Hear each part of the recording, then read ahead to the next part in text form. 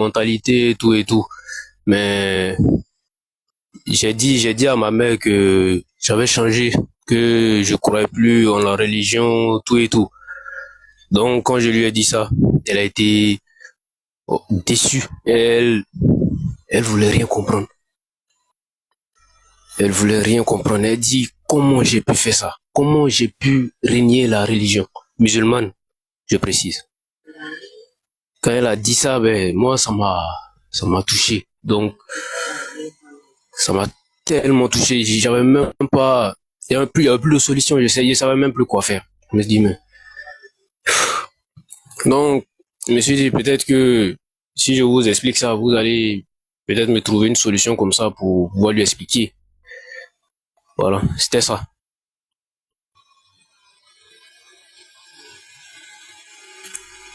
Allô?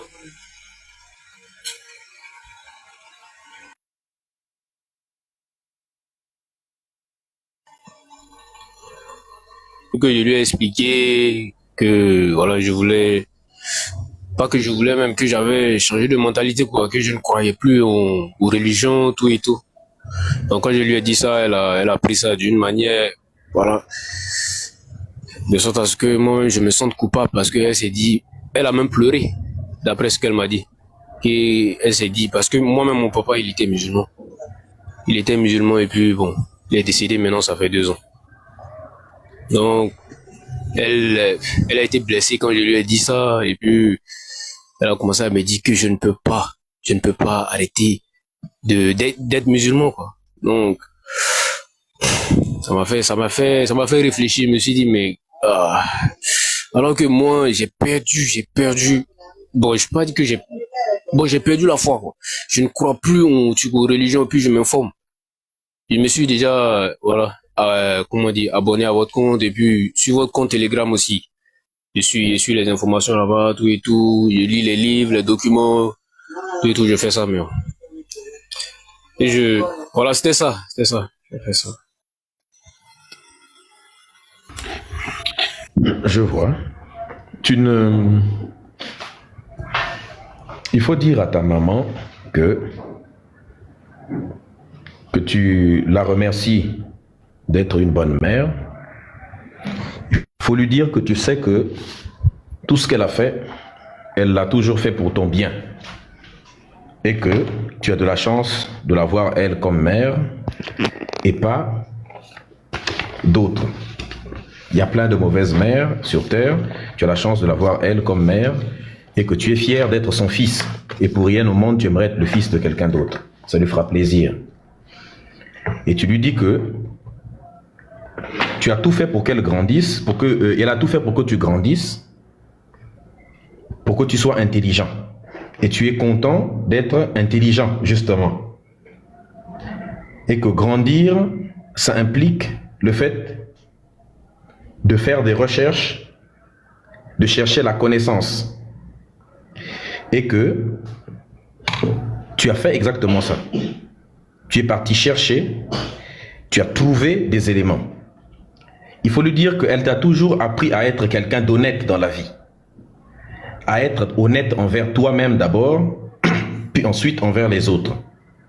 Et il faut dire que c'est justement cette honnêteté envers toi-même qui a fait que tu as trouvé des informations après avoir cherché. Tu as trouvé des informations qui démontrent par A plus B que la religion est une invention. Et que tu ne peux pas faire semblant, il dit je ne peux pas faire semblant d'être religieux alors que j'ai la preuve que la religion n'est pas vraie. Et je peux le démontrer. Et que tu peux le démontrer. Tu lui dis je ne peux pas prier Dieu en sachant qu'il autorise de taper les femmes dedans. Je ne peux pas suivre Mohamed en sachant que il était un esclavagiste, un pédocriminel, un tortionnaire, un génocidaire. Ça n'a pas de sens. Tu ne peux pas lui dire ça. En fait, tu dois lui dire, je ne peux pas croire en un Dieu qui autorise l'esclavage dans la Bible, dans le Coran. Je ne peux pas croire en un Dieu qui se contredit, un Dieu qui commet des erreurs scientifiques dedans. Tu lui dis, toutes ces choses-là, a fait que tu ne peux pas être honnête envers toi-même. Et de leur dire que ça ne t'empêche pas de continuer à être son fils et que ce n'est pas la religion qui conditionne l'amour d'une mère envers son enfant. Je veux dire que si tu m'aimes, ce n'est pas à cause de la religion, mais c'est parce que je suis ton fils. Avec ou sans religion, je resterai ton fils, il y aura toujours des gènes en moi. Donc cet amour ne quitte jamais. Et ça ne doit pas être conditionné à la religion. Donc il faut leur dire des choses parfois claires, les parents. À un moment donné, quand tu as grandi, il faut parfois dire clairement les choses aux parents. Parce que nos parents, il faut qu'on se dise la vérité, sont très aliénés. Et nos parents veulent nous entraîner, ont tout fait pour nous entraîner dans leur aliénation. S'il fallait seulement suivre nos parents, on serait restés des gros aliénés. Mais c'est justement parce que nous sommes allés à l'encontre de l'aliénation qu'ils ont voulu nous communiquer. Donc, nous devons avoir le courage de s'affirmer devant les parents. Beaucoup de personnes passent toute leur vie à rester aliénées simplement parce qu'on a la peur de confronter les parents. On doit apprendre à les confronter aussi. C'est ça qu'on appelle grandir. Sinon, on ne grandit jamais. La religion incite les parents à mettre la pression sur les enfants pour qu'ils restent religieux. Et nos parents, parfois, utilisent le chantage émotionnel. Oui, nos parents nous font beaucoup de chantage émotionnel pour nous faire rester religieux. Les mamans vont pleurer, les papas vont menacer de nous bannir de la famille, de ne pas célébrer nos mariages, ainsi de suite, simplement parce qu'on ne veut pas faire la religion. Ça arrive. Maintenant qu'on a grandi, ils nous ont fait ça. On ne pouvait pas se défendre quand on était encore enfant. Mais on a grandi. Maintenant qu'on a grandi, ils doivent apprendre à accepter nos choix. Donc tu dois dire à ta maman que tu voudrais qu'elle accepte ton choix. Maintenant, il faut accepter aussi mes choix.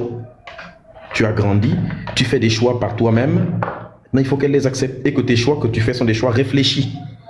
Particulièrement celui-ci, qui est un choix extrêmement réfléchi, puisque tu es capable de démontrer point par point en quoi la religion, c'est du bullshit. Donc, ce que tu attends d'elle, il faut lui dire clairement, c'est que, voilà, il dit, tu ne vas pas l'emmerder avec ça, ainsi de suite. Voilà, il dit, je ne vais pas faire des choses qui vont t'emmerder ou quoi que ce soit, ou autre, mais je vis ma vie de non-religieux. Et si je deviens religieux uniquement parce que tu veux que je devienne religieux, je ne serai pas un bon religieux. Pour être un bon religieux, il faut que je le sois sincèrement. Or, je ne peux pas être sincèrement religieux puisque je n'y crois pas. Et ce n'est pas de ma faute. Je ne peux pas faire semblant de croire. Soit on croit, soit on ne croit pas. Moi, je ne crois plus. Et je ne peux pas faire semblant de croire. Donc, il faut vraiment lui faire comprendre que soit tu veux que je sois hypocrite et que je commence à faire semblant que je suis toujours musulman alors que je ne le sois et je ne le suis pas, bah soit je continue à être honnête tel que je l'ai été jusque-là en te disant clairement que je ne suis pas musulman. Tu lui dis clairement ça et elle va comprendre. Elle va comprendre. Nous devons leur dire la vérité à nos parents. Nous devons apprendre à les confronter parce que nous sommes dans la vérité. À force de les éviter, à force de trop les ménager aussi nos parents, ça nous handicape beaucoup. Ça nous handicape beaucoup et ça nous empêche d'avancer, ça nous empêche d'évoluer. Beaucoup de gens ne savent pas que grandir, c'est ça. C'est ça qu'on appelle grandir. Tu as l'âge d'avoir des enfants, toi aussi. Donc toi aussi, tu es déjà, en quelque sorte, un parent. Tu enlèves déjà le caleçon, tu sais déjà enlever le soutien-gorge alors que c'est compliqué. Tu vois, derrière, là-bas, il y a des crochets. Il y a un voyou qui met souvent des crochets derrière, là-bas, qui, jusque-là, ils font semblant de ne pas trouver un système simple pour clipser ça. Ils continuent à nous mettre des crochets bizarres pour foirer nos plans à chaque fois. Comme ça, comme tu n'arrives pas à ouvrir, la paire va dire, bon, de toute façon, je dois rentrer parce que, je sais pas, mon petit frère est tombé d'un arbre. Qui lui a demandé d'aller chercher des fruits sur un arbre? Vous pouvez pas aller acheter des fruits au bord de la route? Nous, on cueillait les fruits avec des cailloux. Quand on était enfant, on lançait très bien là. Lui doit aller monter sur un arbre. Et voilà, maintenant il s'est cassé la jambe et nous, on peut plus nier à cause de ça. Donc, le temps que tu passes pour enlever le soutien-gorge, c'est le temps Un appel peut rentrer pour dire que le petit frère s'est cassé la jambe, donc évidemment. Tu vois un peu, non? Et comme les femmes ont souvent pitié des gens trop, après elle va voir, oh, mais je peux pas, elle va pleurer.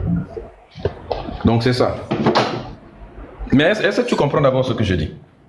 Oui, je comprends très bien. Je comprends très bien. Où est le rapport? Ne cherchez pas trop le rapport. Mais tu vois, il y a le rapport quand même à l'intérieur. Si tu cherches très bien, tu vas trouver le rapport. Il faut seulement pas voir la foi. Si tu cherches très bien, tu vas voir, tu vas trouver le rapport entre le soutien-gorge et tout ce que j'ai dit avant. Il y a forcément un rapport, quelque part. Vraiment, merci beaucoup, monsieur Médisa. À chaque fois que je vous écoute, je suis content comme ça. Donc, voilà. Merci beaucoup, juge de foot. D'accord, merci. Bon, je vais descendre. Ok. Tapotez, s'il vous plaît, la famille, par